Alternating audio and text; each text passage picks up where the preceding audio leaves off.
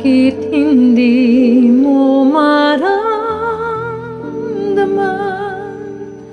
Ikaw sa akin ay mahalaga.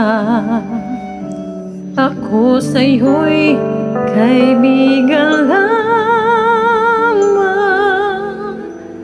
Paano nga ba di ko matanggap? At ako pa ba'y ibigin pa? Ang di nadasan, makikiusap na lang. Akin ka na lang, akin ka na lang.